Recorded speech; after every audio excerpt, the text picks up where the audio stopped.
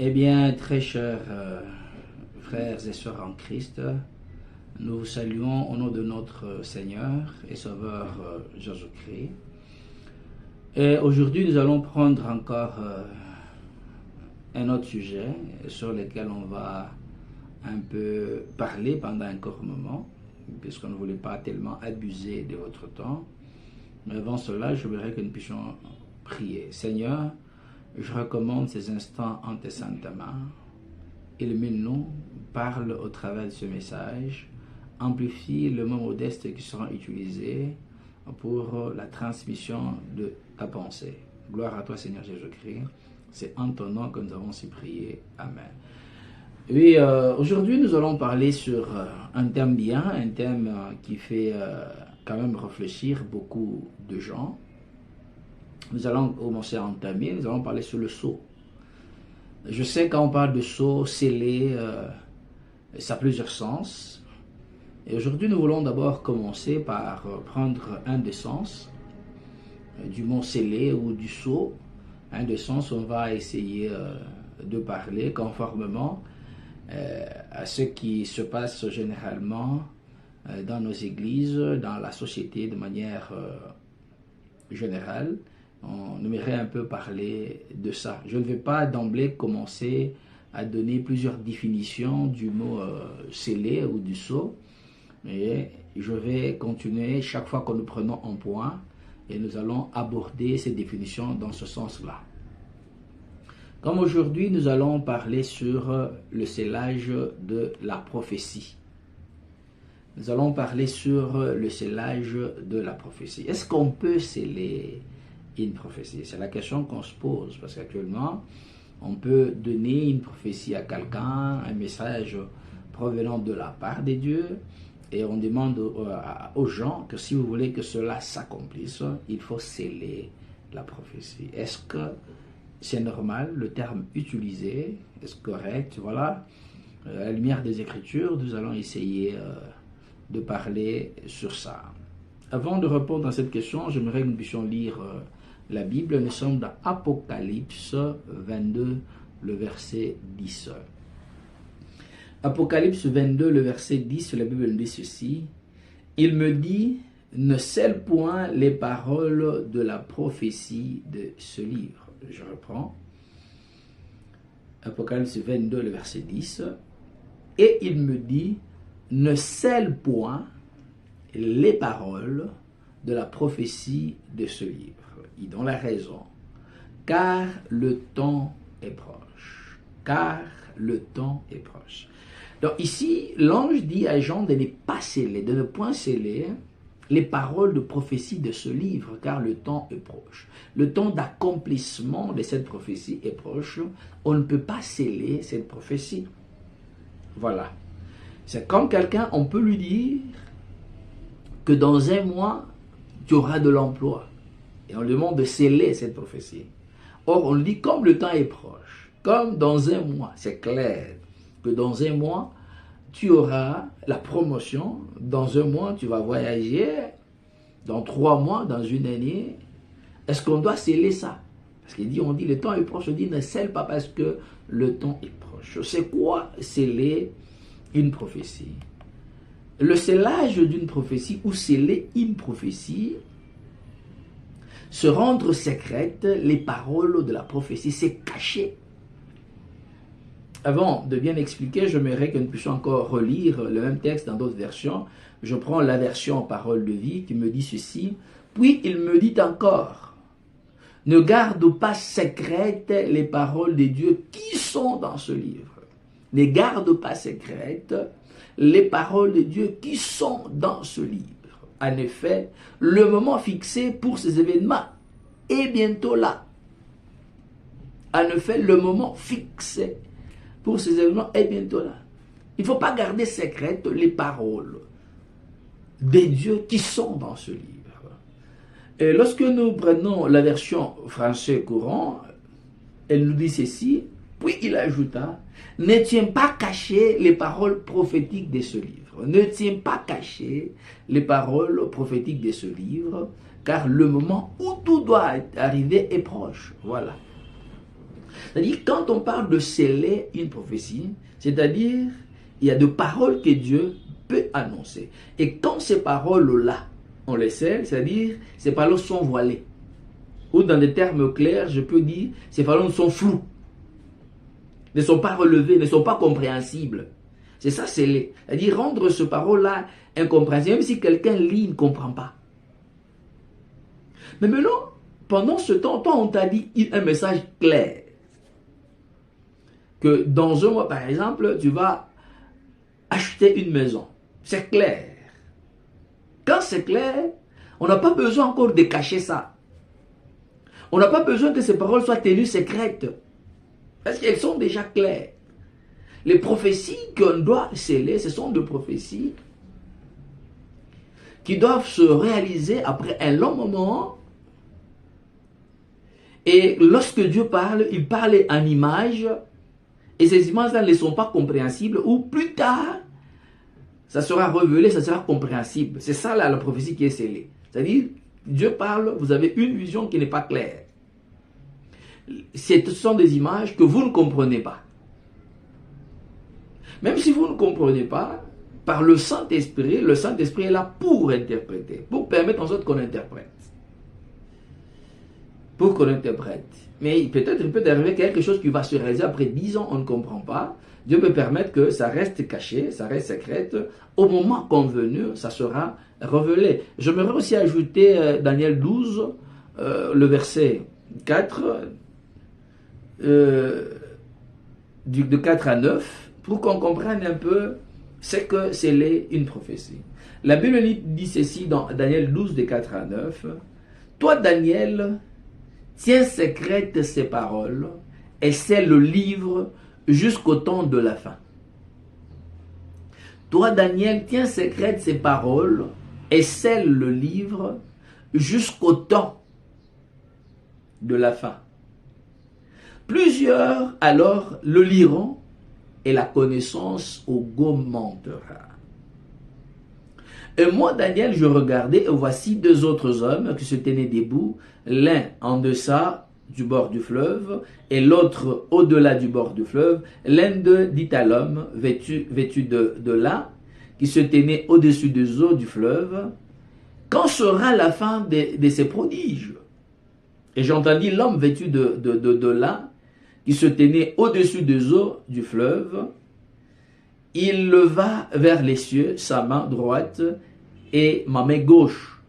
Il jura, car c'est lui qui vit éternellement, que ce sera dans un temps. De temps, la moitié d'un temps. Ça sera dans un temps, des temps, et la moitié d'un temps. C'est que toutes ces choses finiront quand la force du peuple saint sera entièrement brisée. J'entendis, je ne compris pas. J'entendis, je ne compris pas. Je dis, monsieur, quelle sera l'issue de ces choses? Il répondit, va Daniel, et ces choses seront tenues secrètes et scellées jusqu'au temps de la fin. Donc Daniel, dans le message, il ne comprend pas. Il ne comprend pas. Il dit, mais on m'a donné ce message, je ne comprends pas. Je dis, je ne comprends pas. Et quand quelque chose est scellé, on ne la comprend pas. Quand la prophétie est scellée, on ne la comprend pas. Alors, amen. C'est alors on dit, va Daniel, ces choses sont tenues secrètes et scellées jusqu'à la fin, jusqu'au temps des choses que nous sommes en train de vivre maintenant. Et elles ont été révélées au prophète, elles ont été révélées aussi à Daniel. Et Daniel, quand il disait toutes ces choses, il ne comprenait pas. Il dit, mais c'est quoi? Il dit, non, Daniel, ce n'est pas pour ton temps. Il ne va pas comprendre. Ces choses sont scellées. Sont secrètes, sont scellées et gardées jusqu'au temps de la fin. Ce temps-ci. Voilà pourquoi, lorsque nous sommes dans Apocalypse 5, le verset 5, la Bible nous dit, maintenant Christ, il vient. Pendant ce temps de la fin, qu'est-ce qui Christ a fait? Non seulement qu'il a ouvert le livre, il a ouvert le sceau. Parce que là-bas, les livres étaient scellés et les écrits étaient aussi tenus secrets. Maintenant, Christ, il est venu, il a ouvert les livres et puis il a ouvert le sceau. C'est-à-dire, actuellement, ce qui était dit à Daniel pendant ce temps, ce n'est plus secret. Voilà pourquoi dans Apocalypse, quand vous lisez, il y a des révélations que nous avons. Les épîtres sont là, nous expliquent certaines choses que nous sommes en train de comprendre, ce qu'on disait à Daniel pendant ce temps, parce que le Saint-Esprit est venu pour nous permettre à comprendre ce qui a été scellé autrefois. Voilà pourquoi lorsqu'on place Daniel dans la fosse au lion, la Bible dit cette fosse-là, l'entrée de cette fosse, l'ouverture de cette fosse était scellée par le roi. C'est-à-dire, quand on scelle, on ne sait pas entrer en contact avec les contenus. C'est-à-dire, quand on avait scellé cette fosse, là où il y avait 2 lions, on scelle par le roi. C'est-à-dire que personne ne pourra venir ouvrir si ce n'est le roi ou sur recommandation de la loi, du roi. Parce que c'est les personnes. Donc, si tu viens ouvrir, tu auras un problème. Tu ne peux pas ouvrir parce que le roi a scellé. Et Daniel devait rester là-bas jusqu'au moment où le roi pouvait donner l'ordre d'ouvrir, ou lui-même pouvait ouvrir, parce que c'était déjà scellé. Amen. Donc c'est ce qui se passe, c'est-à-dire que quand on scelle, on ne sait pas entrer en contact avec le contenu. Et maintenant, quand la prophétie est donnée, pendant ce temps, que Dieu m'a dit, l'année prochaine, tu vas mettre au monde. Maintenant, quand on sait, c'est-à-dire qu'on ne saura pas entrer en contact avec le contenu. Voilà pourquoi, peuple de Dieu, j'aimerais que nous puissions vraiment comprendre que lorsqu'on peut parler de sceller la prophétie, c'est autre chose que ce que nous sommes en train de vivre actuellement. Sceller la prophétie, ce n'est pas donner de l'argent pour que cela s'accomplisse. Ce n'est pas ça. Amen. Et maintenant, j'aimerais, pour ne pas laisser les gens dans le qu'est-ce que c'est, comme on dit, j'aimerais répondre ici à la question de savoir, est-ce que, après avoir donné une prophétie, ou après avoir été bénéficiaire d'un message de la part de Dieu par une personne, est-ce qu'on peut faire une offrande? Amen. Faire une offrande. C'est dans ce sens-là que nous parlons. Est-ce qu'on peut faire une offrande? Le problème de sceller, c'est à côté. Maintenant, ce qui se fait, donner une offrande, est-ce normal? Est-ce que cette pratique, elle est normale? Amen. Voilà pourquoi notre bien-aimé Saül va également nous aider pour que nous puissions comprendre toutes ces choses-là. Nous sommes dans 1 Roi 3, de 10 à 15. Que nous dit la Bible dans 1 Roi 3, de 10 à 15? Ces démons de Salomon plut au Seigneur, et Dieu lui dit, puisque c'est cela, c'est que tu demandes, puisque tu ne demandes pour toi ni longue vie, ni les richesses, ni la mort de tes ennemis, et que tu demandes l'intelligence pour exercer la justice, voici, j'agirai selon ta parole. Je te donnerai un corps sage, un intelligent, de telle sorte qu'il n'y aura eu personne avant toi et qu'on ne verra jamais personne de semblable à toi. Je te donnerai en outre ce que tu n'as pas demandé, des richesses, de la gloire, de telle sorte qu'il n'y aura pendant toute ta vie aucun roi qui soit ton pareil. Et si tu marches dans mes voies et observes mes lois et mes commandements, comme l'a dit David, ton père, comme l'a fait David, ton père, je prolongerai toujours. Salomon s'éveilla et voilà le songe, voilà le songe. Salomon revint à Jérusalem et se présenta devant l'arche de l'alliance de l'Éternel et offrit des holocaustes et des sacrifices d'action de grâce. Il fit un festin à tous ses serviteurs. Voilà ce qui se passe pendant ce temps. Connaissons, il a fait d'abord un sacrifice et Dieu demande à Salomon ce qu'il voulait lui donner. Et Salomon a demandé que l'on puisse lui donner de l'intelligence pour qu'il arrive à gérer son peuple, parce qu'il était roi, c'est tout ce qu'il a demandé. Il voulait bien répondre à la mission que Dieu lui avait confiée, Et pour y arriver, il devait arriver à faire quoi? Avoir de l'intelligence pour bien gérer le peuple. Et Dieu lui a dit, il était vraiment intéressant, nous allons vite. Et qu'est-ce que Dieu lui a dit? En dehors de ce qu'il a demandé, Dieu lui a dit qu'il va lui ajouter encore la richesse et la gloire. Une gloire extraordinaire. C'est-à-dire, Dieu lui révèle un songe, il lui révèle ce qu'il va faire. Une prophétie pour sa vie. Il devait être riche, tout ça. Et là, qu'est-ce qu'il fait? Il va là où il y avait l'arche. Il va à Jérusalem. C'est là qu'il fait maintenant le sacrifice d'action de grâce. Amen. Oui, lorsque Dieu te parle, il te donne un bon message qui te fait de la joie, qui doit accomplir quelque chose de bien, tu peux faire à Dieu des actions de grâce. Amen. Tu peux faire des actions de grâce. Les actions de grâce, c'était un remerciement, de manière simple, remerciement. C'est-à-dire, tu le remercies Dieu. D'entre plusieurs personnes, Dieu te voit, il te dit, toi, dans un mois, dans une année, je ferai de toi telle chose. Tu dis, ah, mais il y a beaucoup de gens, mais Dieu m'a choisi moi. Tu veux lui dire merci. Tu peux lui dire merci verbalement, il n'y a pas de problème, c'est les actions de grâce. Mais tu peux aussi lui dire merci en faisant des offrandes. Mais quand nous voyons de ces deux côtés, donc prenons les deux côtés, c'est-à-dire dire merci verbalement à Dieu, c'est plus aisé. Mais dire merci à Dieu en offrant, là ça devient un sacrifice. Là c'est au-delà parce que tout le monde ne sait pas le faire. Donner, ce n'est pas facile. Et surtout quand on donne quelque chose de valeur. Quelqu'un te promet quelque chose, tu peux lui dire merci, ou tu vas encore lui donner quelque chose de valeur. Voilà pourquoi, là ça devient un signe de foi. Ça devient un signe de foi, comme sacrifice d'action de grâce. Tu viens là, tu dis, Seigneur, merci beaucoup, parce que tu vas me donner telle chose. Je te dis merci, mais j'accompagne mes remerciements avec ce présent, avec cette offrande. J'accompagne ça, je te donne ça. Comme signe de foi, je crois que ce que tu m'as promis, tu le réaliseras. C'est-à-dire, quand on fait ça, on ajoute ce que tu as, tu dépenses de ce que tu as. C'est une marque de foi. Tu dis, Seigneur, pour te montrer que j'ai confiance en toi, j'ai confiance en cette parole-là. J'ai foi dans cette parole-là, de cette promesse qui se réalisera. Voilà, je te donne ça comme signe de foi. Amen.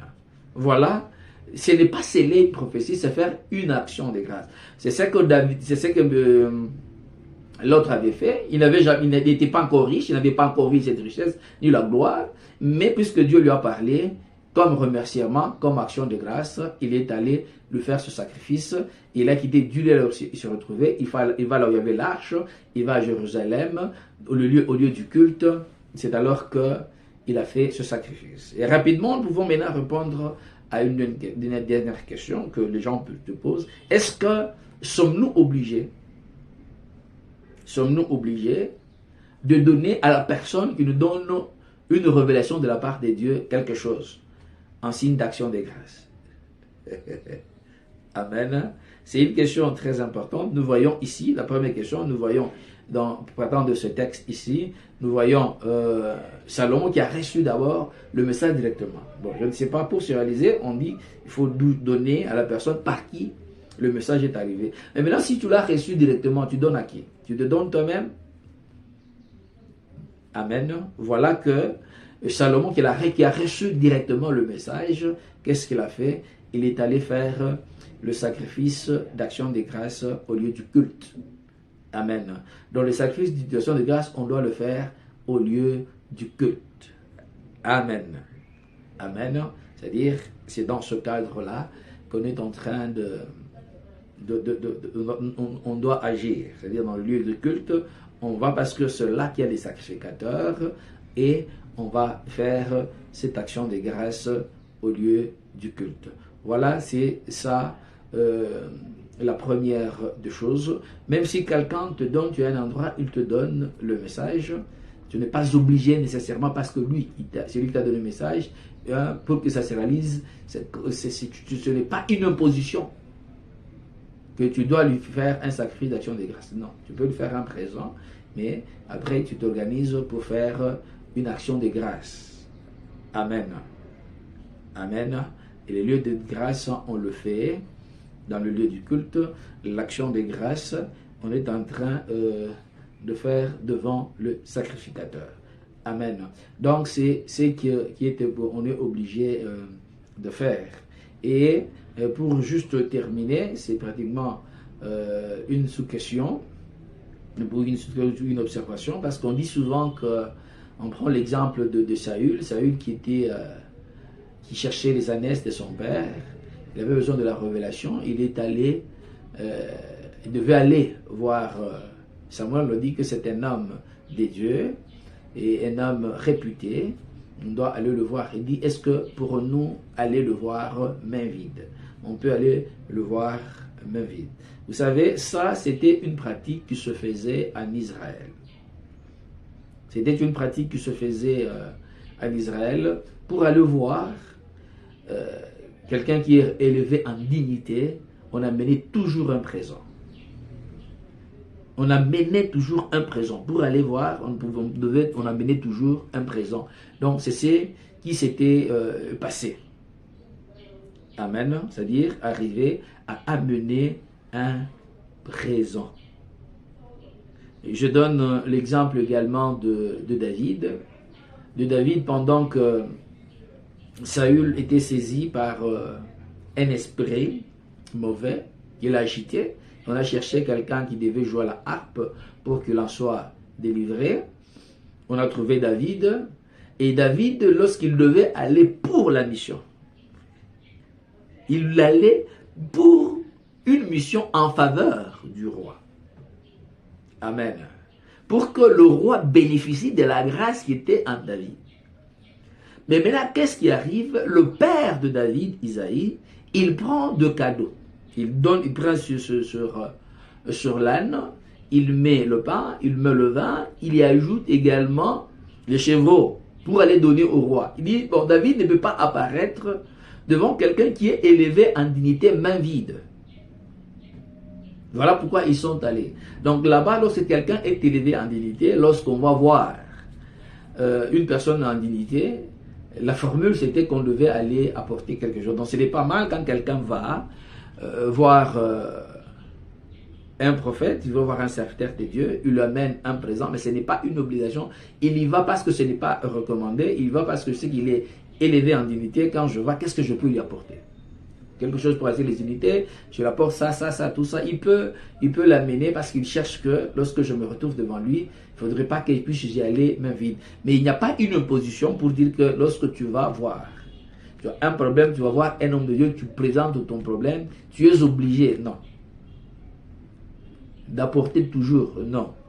Mais il est aussi des bonnes coutumes, lorsque tu veux voir également, même ton pasteur, tu vas le voir, tu t'accompagnes d'un présent pour lui donner, c'est une bonne chose. Il n'y a pas de problème. C'est une bonne chose. C'est ce qui s'est passé dans l'ancienne alliance. Que Dieu vous bénisse. C'est des petites choses que Dieu avait mises dans notre cœur et on a voulu partager avec vous qui êtes tellement précieux devant l'Éternel des armées.